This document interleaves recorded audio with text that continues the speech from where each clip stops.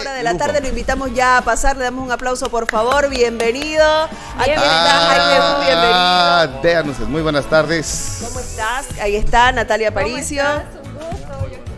Buenas noches, gracias por haber venido a nuestro programa. Asiento, por favor, nos vamos a acomodar porque todo esto está pasando en vivo, así que no hay problema, nos acomodamos, es como que llegue nuestro invitado a casa y nos acomodamos en vivo. Me avisan, chicos, si estoy bien ahí. Me avisan, ahí me avisan. Estamos. Y le quiero agradecer mucho a nuestro invitado por estar acá, porque sé que tiene su acto de proclamación en instantes y se vino del aeropuerto directo, así que muchísimas gracias, de verdad.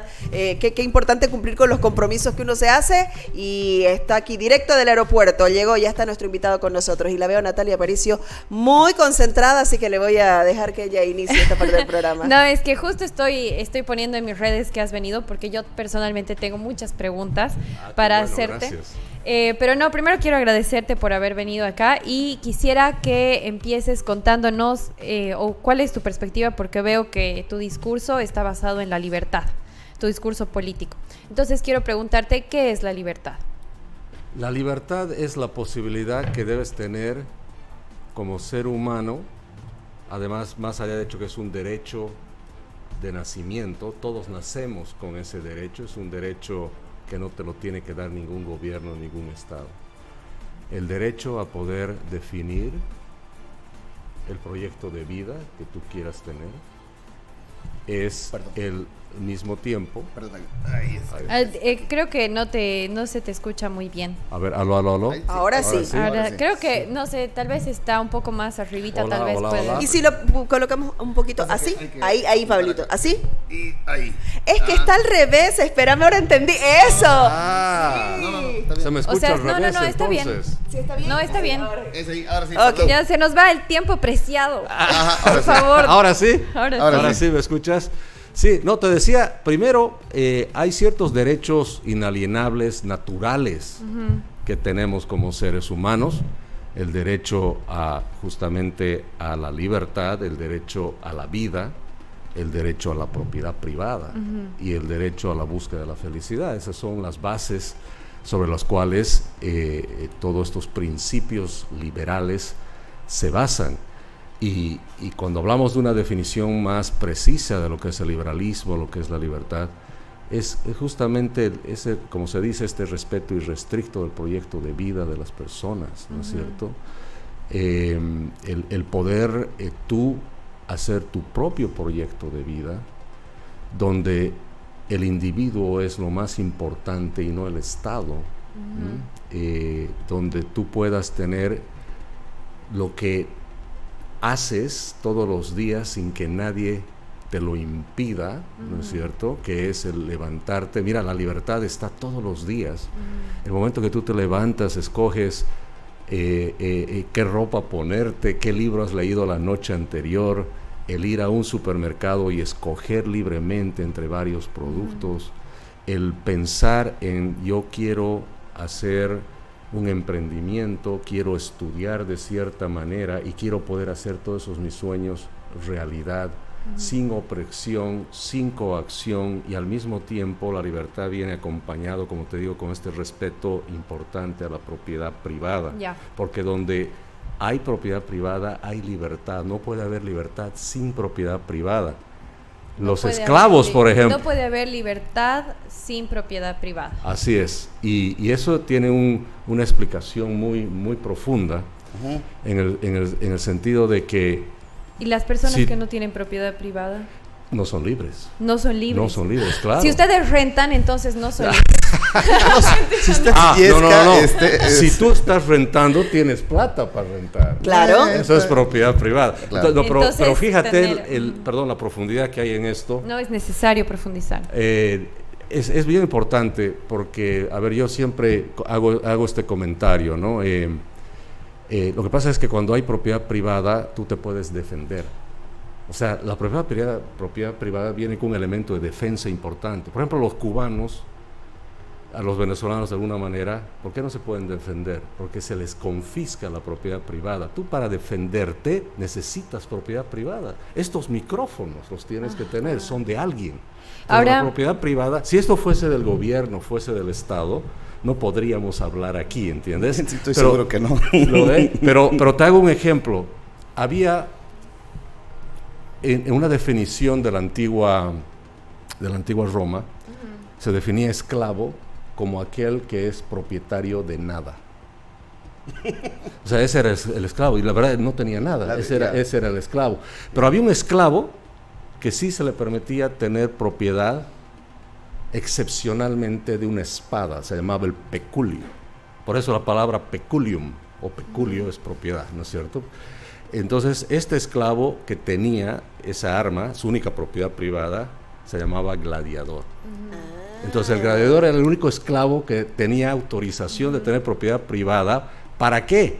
Para luchar con su propiedad privada, y si ganaba la batalla era libre. Yo tengo una pregunta, Jaime. Si yo tuviera luego yo tengo una pregunta del chat. Y luego yo tengo otra pregunta. Dos preguntas, así, en convito, así, como pack.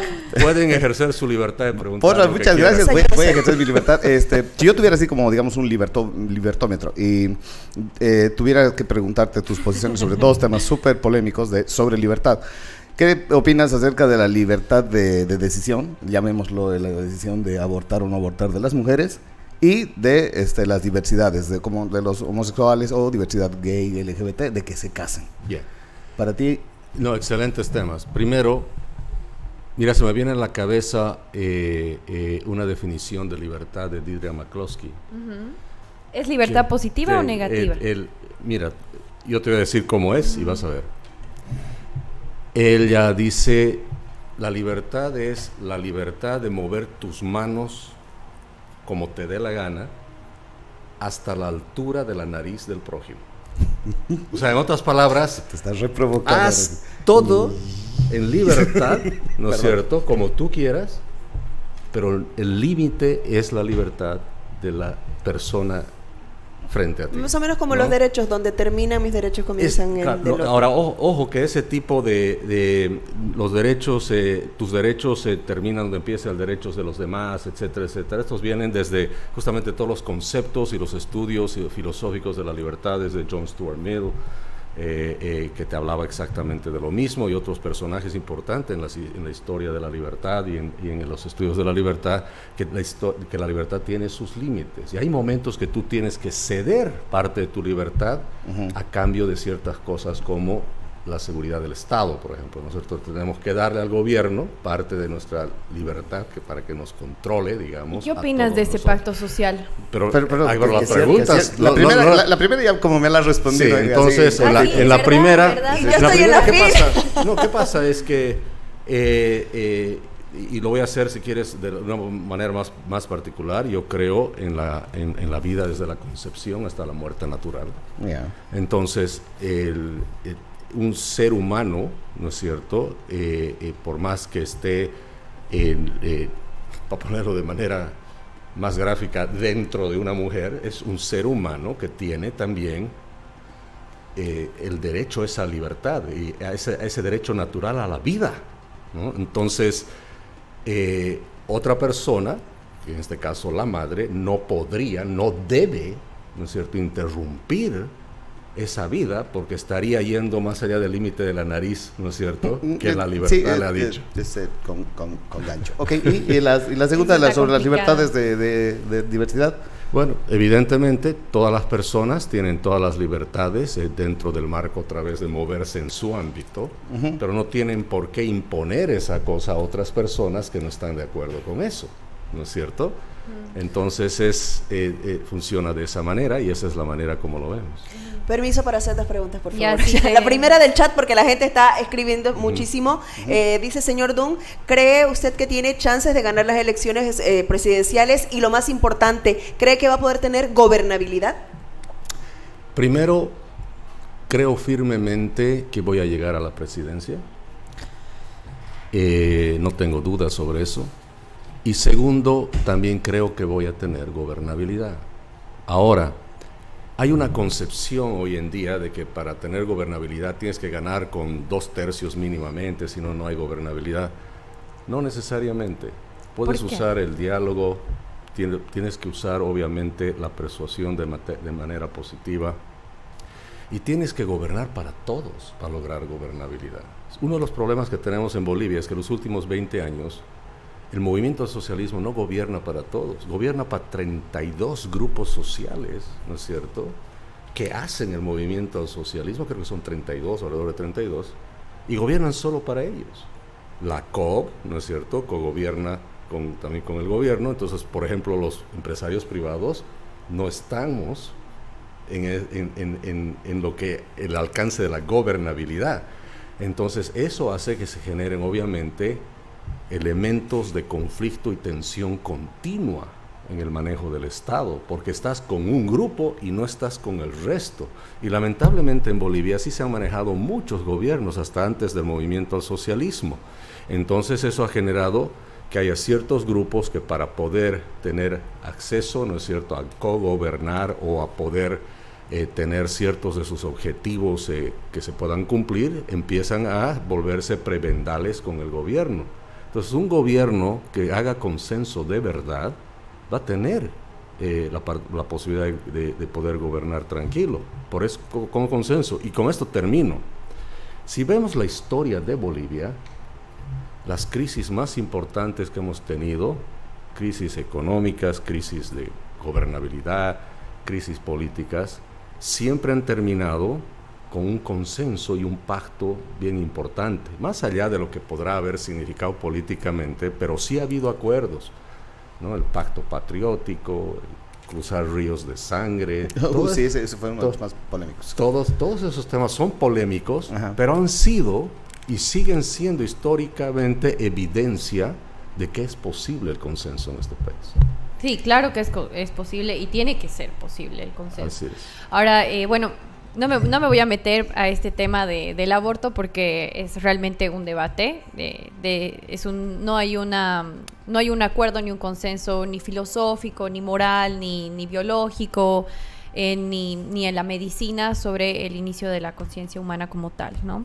Entonces realmente creo que en eso no deberíamos meternos y creo que la libertad... Perdón, yo tenía que hacer hay varios temas porque la libertad parece que debería ser irrestricta para otros temas, ¿no? Pero ahora, yo no estoy de acuerdo con tu posición. Ahora, hablas mucho del Estado como un ente que puede bloquear la libertad.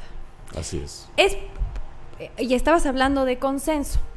Entonces, a mí me preocupa que, claro, para la narrativa del movimiento al socialismo y la narrativa de estos últimos 20 años, bueno, no de los últimos 20 años, porque Evo Morales era tremendo consensuador con los privados, pero Arce no. Arce tiene la perspectiva de que los privados son los malos y el mercado hay que regularlo hasta los huesos. Y me preocupa que venga esta otra narrativa como la tuya, que por ejemplo dice el Estado lo hace todo mal, es más, el Estado nos quita nuestras libertades. Entonces estamos yendo de un extremo a otro extremo, cuando quizás es necesario entender que tiene que haber un equilibrio entre el Estado y el mercado. Entonces, cuando dices esas cosas, a mí me suenan muchas alarmas, porque ¿cómo es posible que el Estado sea un ente que te perjudica en tu libertad? Entonces, a ver, explícame bien eso, porque yo no lo entiendo. Bueno, mira, no tienes acceso a dólares. Yo sí. No tienes acceso, bueno, pero la mayoría de los ciudadanos no tenemos acceso a nuestros dólares, por políticas de Estado que te han llevado a esa situación. No tienes combustible. 400 millones de dólares de la importación de combustibles, y yo he hecho un estudio que está así publicado por la Fundación Milenio de corrupción. ¿Corrupción de dónde viene? Del Estado. Entonces, que quede claro, y capaz aquí viene la confusión que puede haber, es que cuando hablamos como liberales de la concepción del Estado, es que el Estado debe ser un Estado fuerte, pero mínimo, y para lo que justamente necesitamos, que proteja la vida, las libertades, la propiedad privada y te dé seguridad jurídica, que te dé defensa. ¿No es esa una contradicción, hablar de estados fuertes pero mínimos? No, aquí es donde me interesa saber cómo concibes el Estado, o sea, así reducido a ¿qué funciones? Reducido básicamente a estas funciones que te digo, si capaz vida uno más. O sea, cuando hablamos de que te ayude en proteger los derechos a la vida, entran varios componentes. Ahí entra el tema, por ejemplo, que el Estado tiene que ser muy fuerte en lograr que haya salud suficiente en el país. Ya, o la sea, propiedad privada que sea a cargo de la salud de los hospitales. Que no necesariamente que se haga directamente a cargo, porque Ajá. tenga una influencia importante en el tema de salud. Por ejemplo, ¿qué es lo que yo digo en el tema de salud? El Estado gasta 4.000 millones de dólares en salud, es más o menos por familia 1.300, 1.400 dólares si los pones así al año. Entonces el Estado que siga otorgando los recursos de salud, pero que los 1.400 te los dé a vos para que te compres un seguro o para que tú vayas a una clínica privada o vayas a un hospital público si quieres, ¿no es cierto? Y obviamente no va a ser suficiente, pero capaz puedes aumentar algo más. ¿Te los dé como bonos o como...? Que te los dé directamente, no como un bono, sino como, puede ser un vale, ¿no es cierto? Ya, o un voucher. Y tú decías, y lo mismo tema en el tema de educación.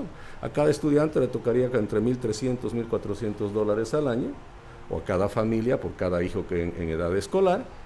Y después tú escoges, ¿quieres seguir yendo a un colegio público? Anda y lleva tu voucher al colegio público. Pero si quieres, anda a otro.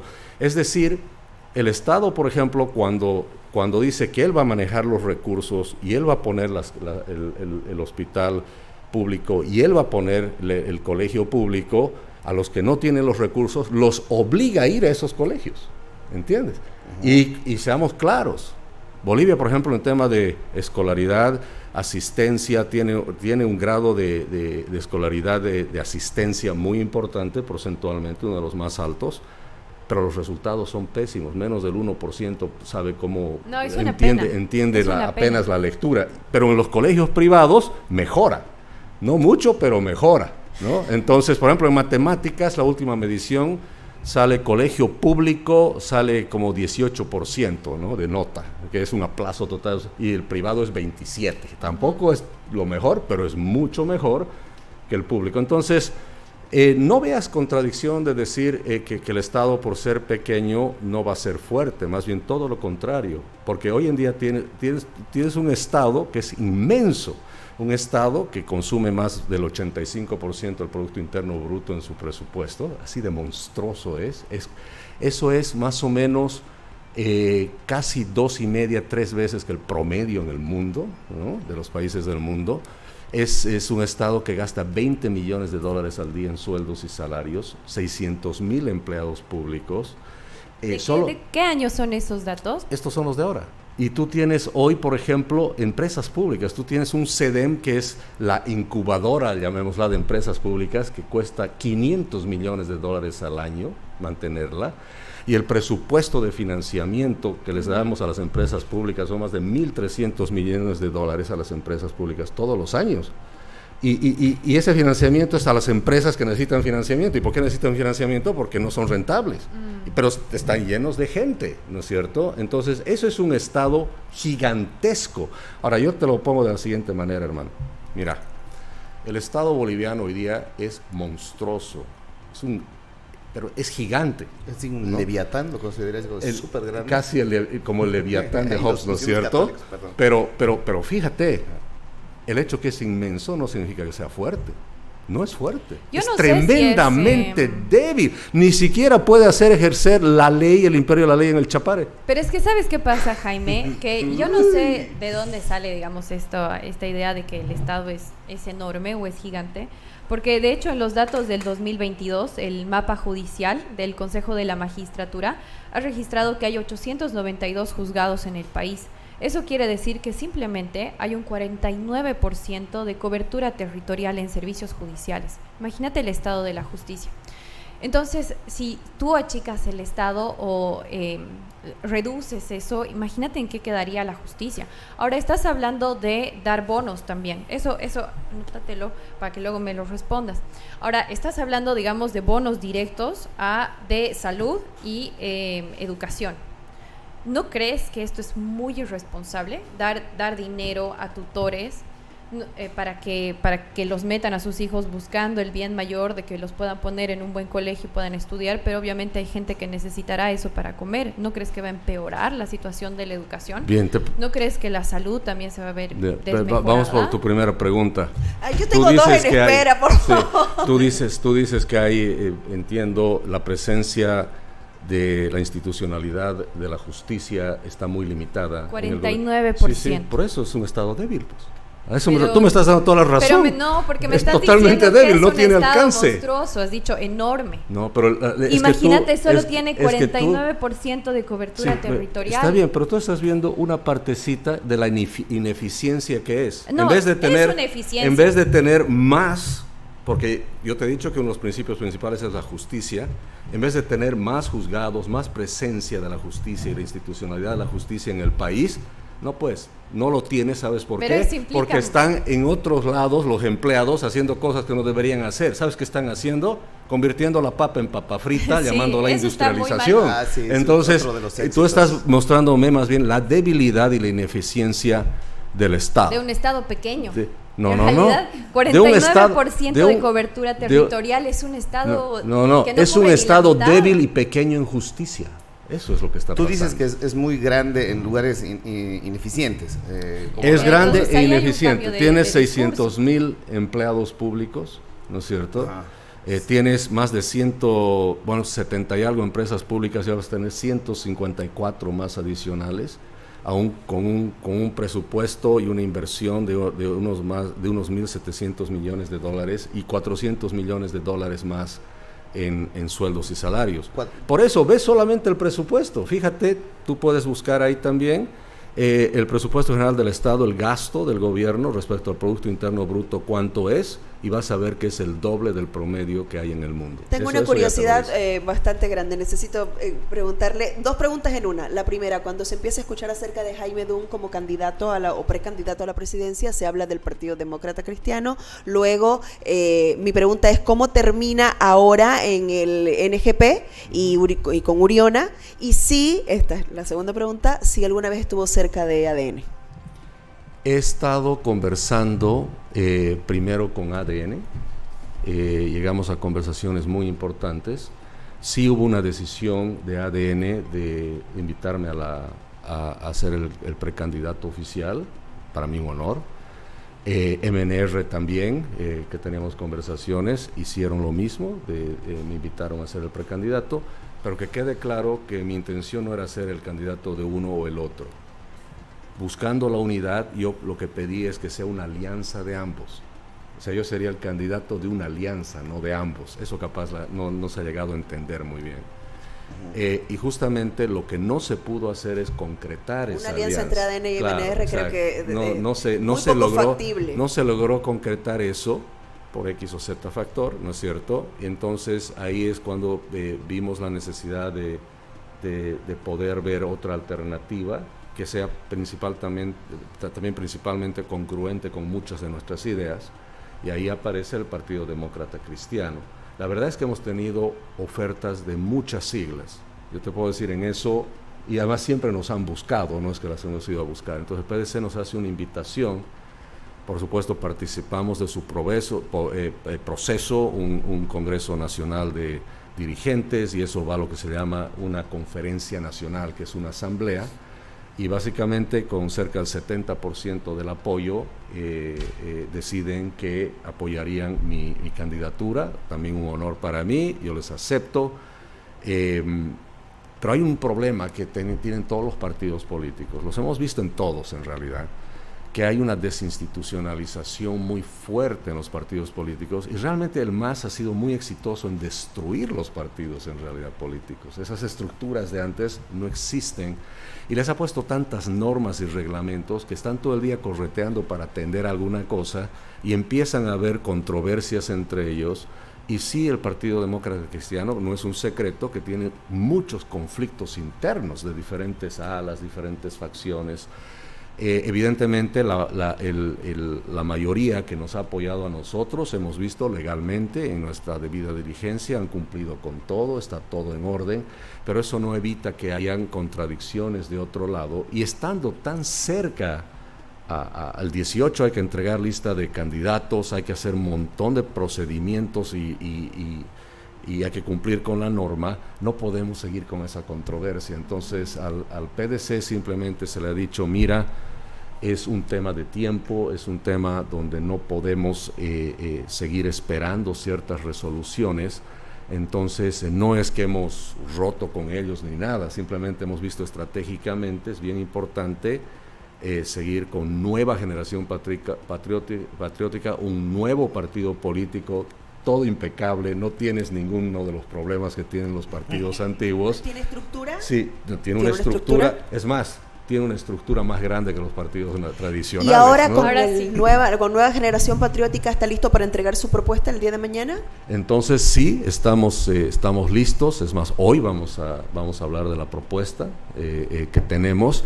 Y hago una aclaración, pero tampoco se ha cerrado la puerta que pueda haber, ya no puede haber alianzas formalmente, como se especifica en la ley electoral, pero puede haber adhesiones. Bien. Entonces estamos abiertos a tener adhesiones y creo que va a haber adhesiones muy importantes en estos días. Perdón, me vuelvo dos pasitos para atrás, que había un chismecito. Yo soy amante de los chismecitos. Se te acusó de que eras del MAS y que trabajaste en alguna de las instituciones. Sí. Algún canal, programa de televisión mostró unas firmas por ahí que como que eras partidario. Así es. ¿Cuál ha sido al final tu posición sobre el tema? Ya es, no, mira, es muy claro. Oficial. Nunca he sido del movimiento al socialismo. O sea, no estabas registrado jamás. Cero. Esa falsificación. Falso, falsificado. Pero perteneciste a una institución que, dicho, o sea, de paso a una analista le había escuchado que decía que posiblemente no te hubieran requerido que seas parte del partido, pero que sí era como que trabajaba para otra del Estado. Sí, empiezan a tejer todas estas historias. O sea, pero te las explico bien sencillo. Sí. En el tema, obviamente una sorpresa, ¿no? Cuando veo que había estado en el movimiento al socialismo. Y claro, lo que pasa es como le ha pasado a miles de ciudadanos que te inscriben en un partido. En mi un día despertaste y eras masista. Claro, exactamente, ¿no? Entonces Kafka todo ya. Pero hay miles de personas que tienen ese problema, te diré, miles. Sí, ¿no? Y hay un montón de denuncias. Y después de que yo he denunciado que pasa eso, algunos incluso con nueva generación patriótica. Me imagino. Todos los partidos, no es solamente el movimiento al socialismo. Pero quiero aclarar una cosa. Claro, pedimos el registro original porque detrás de esto hay un registro y es totalmente falso, está con borrones por todos lados, es más, si tú ves la foto, pero fíjate, primero, mi apellido Dunn tiene 2 N's, ahí como está. Ajá. El pie de la firma tiene solo una N en ese documento. Dice que yo he nacido en La Paz, mi formulario de inscripción. Mentiras. Cuando yo he nacido en Camiri. Mi segundo apellido es de Ávila y ahí dice Ávila. La firma no es, o sea, a simple vista te das cuenta que no es. Valga la aclaración también que el Tribunal Electoral ha manifestado ya públicamente y formalmente que no es mi firma. ¿Has metido alguna denuncia? Sí, hemos metido memoriales y denuncias. He recibido antes de ayer, ¿Contra quién te estás querellando? Perdón, que me gusta la agresión. No, simplemente. A ver, ya pues, listo, es la última. Pero sabes que estamos siguiendo el procedimiento de acuerdo al protocolo que tiene que haber, donde le pedimos al Tribunal Electoral que nos dé respuestas sobre ese documento, y hay un hecho que hemos descubierto que lo hago público aquí, porque creo que no lo he dicho. A ver, primicia. Fíjate, los libros, para cuando se abren inscripciones, pues, pueden estar en poder del partido político solo por 90 días. Después el libro queda nulo de pleno derecho, porque tiene que volver a custodia del Tribunal Electoral.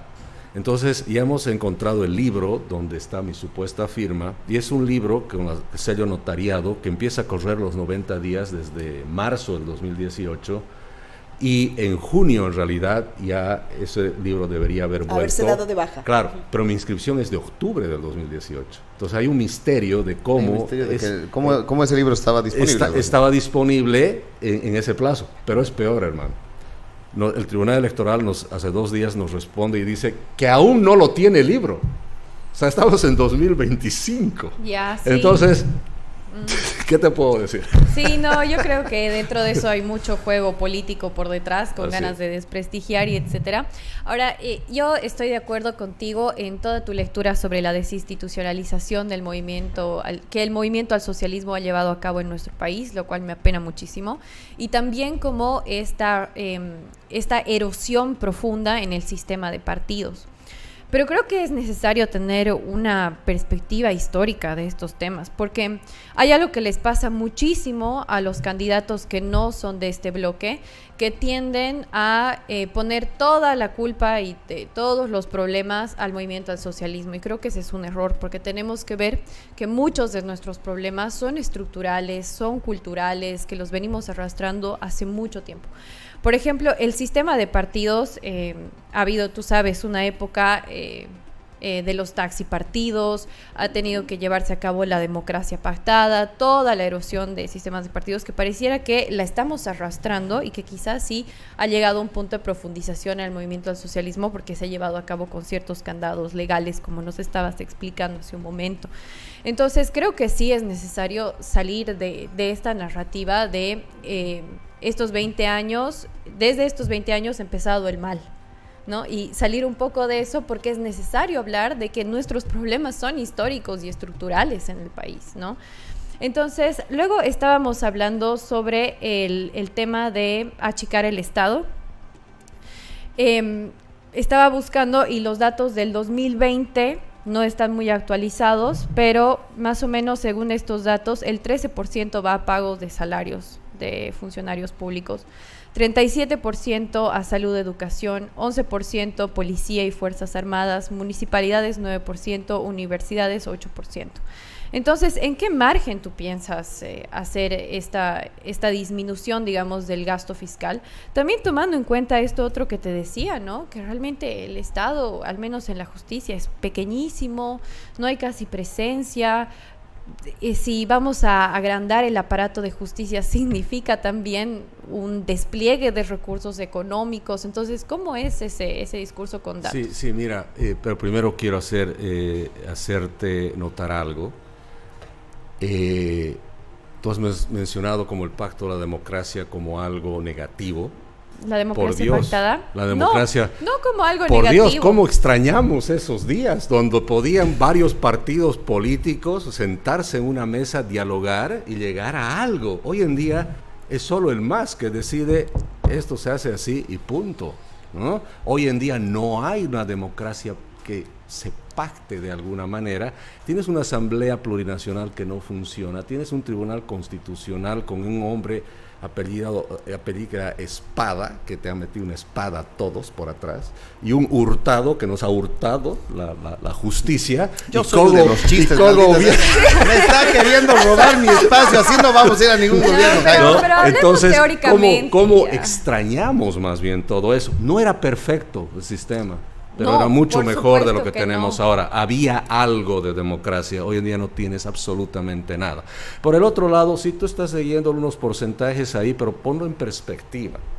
¿Cuánto es la colección de todos los impuestos de Bolivia? Quita el IDH y HD porque son impuestos de hidrocarburos especiales. Pero el RCI, el IVA, IT, ITF, todo lo que pagamos nosotros. ¿Sabes cuánto es? ¿Cuánto es? Más o menos, todos esos impuestos son 49 mil millones de bolivianos al año. ¿Sabes cuánto es la planilla del gobierno? Ese 13% de lo que estás hablando, 55 mil. Todos los impuestos de Bolivia no alcanzan para pagar los sueldos y salarios que hay en este país. Claro, ese es uno de los problemas. Entonces ahora pero quítate de la cabeza la idea que reducir el Estado significa agarrar una tijera y físicamente, ¿no es cierto?, de alguna manera recortar aquí, tirar 300 empleados afuera. No, porque es un tema que lo puedes hacer reduciendo el mismo gasto público, porque la influencia del Estado, todo eso se financia. Entonces, ¿cómo haces? Mira, te voy a dar un ejemplo. Si tú agarras y dices simplemente en temas de gasto público, libre importación de combustibles de verdad, eso significa 15%, son más o menos 600 millones de dólares entre subvenciones, importación de combustibles. Tú agarras y dices cero corrupción en importación de combustibles, son 400 millones de dólares y toda esa estructura logística ya no la necesitas.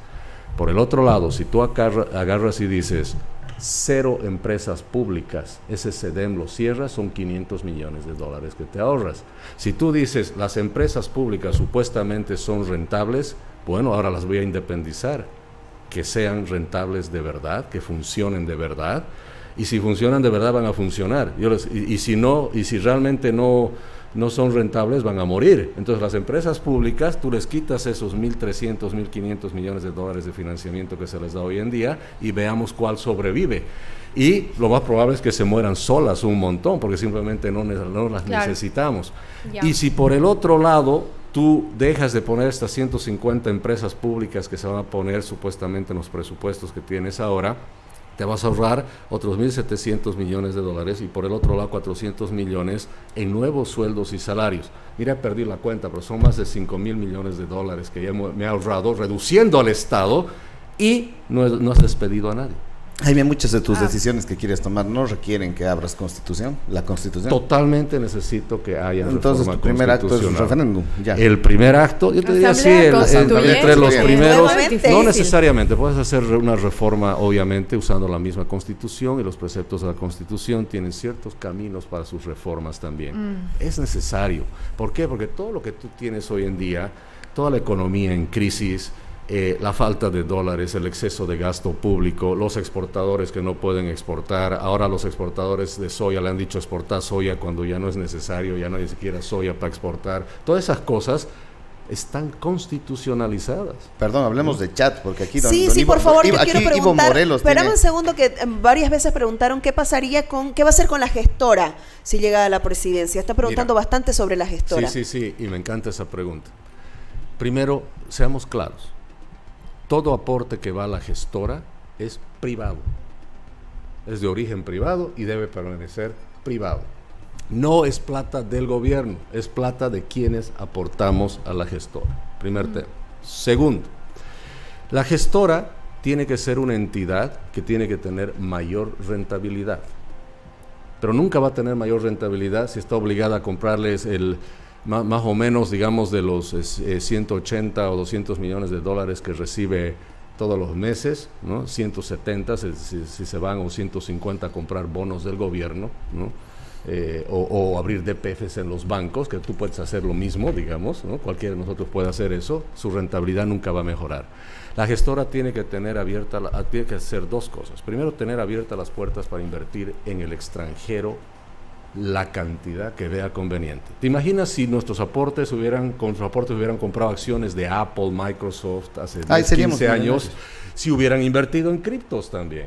Ahora, por el otro lado, hay que dividir el fondo de la gestora en multifondos. Es un poquito técnico lo que voy a decir, pero debería funcionar de la siguiente manera.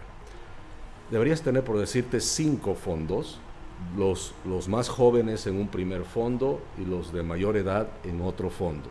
Los de mayor edad necesitan liquidez más que rentabilidad, entonces aquí deberías tener inversiones de corto plazo, de alta seguridad. Los jóvenes deberían estar invirtiendo en acciones, en bonos de empresas a nivel mundial, en bonos soberanos de otros países, asumiendo más riesgo, y eso haría que tengas más rentabilidad. En Chile, por ejemplo, los fondos de mayor riesgo, casi 60-70% de su rentabilidad no viene de Chile, viene de sus inversiones que hacen fuera de Chile. Entonces hay que diversificar y globalizar las inversiones de los fondos de pensiones. Y yo voy más allá, y sé que lo que voy a decir va a ser súper controversial, pero también debe haber una situación, como sucede en otras partes del mundo, donde si tú tienes la experiencia de hacer inversiones, que mucha gente la tiene, tú administras tu pensión. Uy, un poco irresponsable me parece. Es que acá Ivo Morelos, pero hacer un comentario.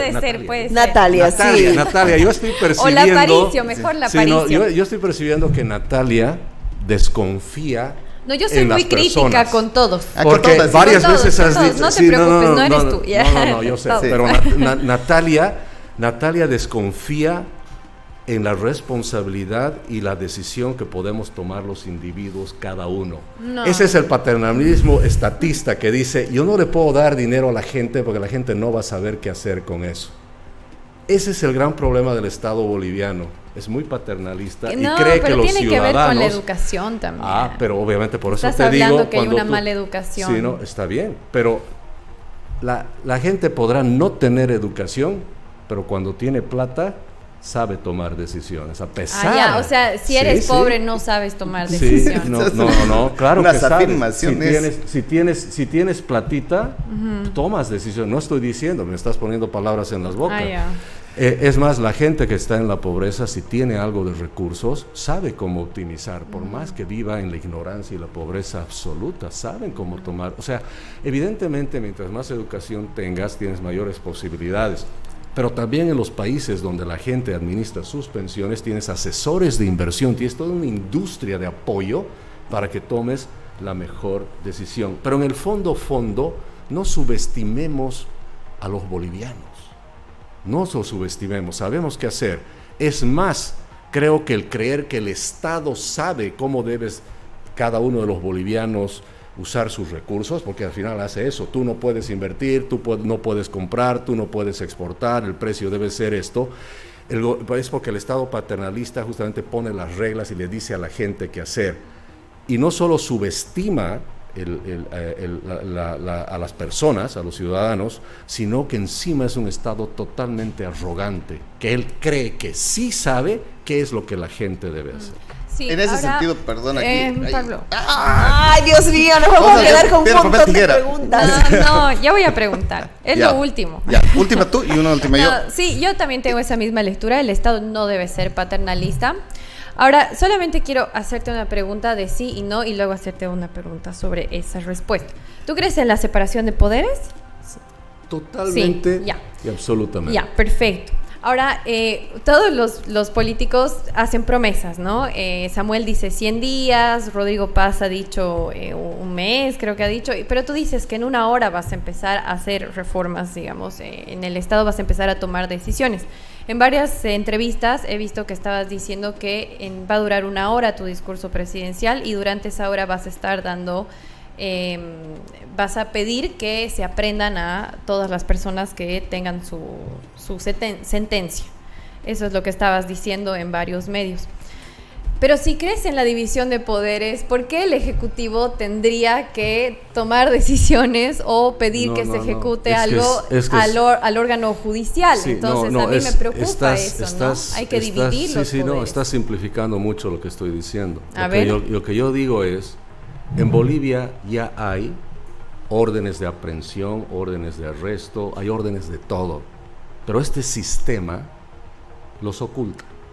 A ver, lo pongamos de la siguiente manera, aunque ahorita está un poco oscuro el tema, pero Evo Morales tenía 2 órdenes de arresto por un fiscal, está vigente, sí. ¿No es cierto? Está vigente, ok. Lo que yo digo es que el presidente en la primera hora, ya gobernando, va a pedir que la justicia en el marco de la ley y la Constitución empiece a funcionar. Eso es lo que va a pedir. Y automáticamente las órdenes que hay de arresto, yo digo, se van a ejecutar solas, pero porque se tienen que ejecutar. Porque el presidente está pidiendo que haya justicia. No está diciendo arresta a este o arresta al otro. Eso es ponerme palabras en la boca. Yo solo estoy diciendo la justicia va a funcionar. Es más, me han dicho, tú vas a liberar a los presos políticos. He dicho, yo no puedo liberarlos. Yo tengo que pedir que la justicia funcione. Y eso va a hacer que automáticamente los presos políticos van a salir, pero no porque el presidente lo ha dicho, es porque la justicia está funcionando. Porque un presidente que tiene la facultad de liberar a alguien, tiene la facultad de meter a la cárcel a alguien. Pero es tan tirano, por eso está mal. Antes que por eso el órgano de justicia tiene que actuar con total independencia. Y por eso yo también esa primera hora voy a pedir que se inicie el proceso de cierre del Ministerio de Justicia y el Ministerio de Gobierno. ¿Cómo el Poder Ejecutivo? ¿Cómo es posible que el Poder Ejecutivo tenga un ministro de Justicia si la justicia es otro poder del Estado?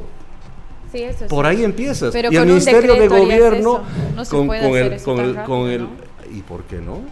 Hacer un decreto así. ¿Por qué no? ¿No tendría que pasar por la Asamblea?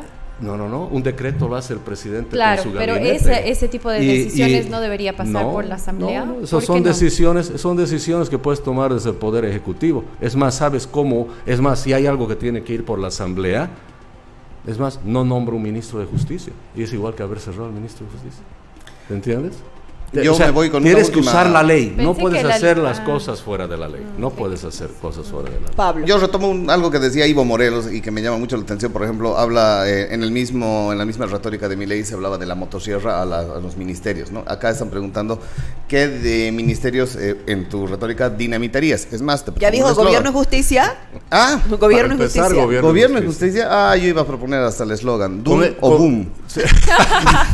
No Me has vamos a hecho quedar- reír, Pablo, me has ¿Sabe hecho qué? reír. Nos vamos a quedar con muchas cosas para tanto preguntar, para pero este dos chiste, bueno, cosas. en fin. Primero, se nos acaba el programa y segundo, el señor Jaime Dunn tiene que ir a la presentación de su propuesta, que Bueno. es ya, y la gente lo está esperando, así que nuevamente nuestro agradecimiento por haberse Pero- sentado en la silla caliente, pero ya está, nos tenemos que ir, lo Volvé, siento pero mucho. Te diré Jaime, que por favor. presupuestariamente el presupuesto del Ministerio de Gobierno es de más de 4.000 millones de bolivianos. Sí, el es Ministerio terrible. de Gobierno. Sacarle lápiz y hace. Vamos a empezar a espero sumar que inventando. vuelvas para contarnos sí, queremos saber específicamente de ministerio por tus ministerio. propuestas.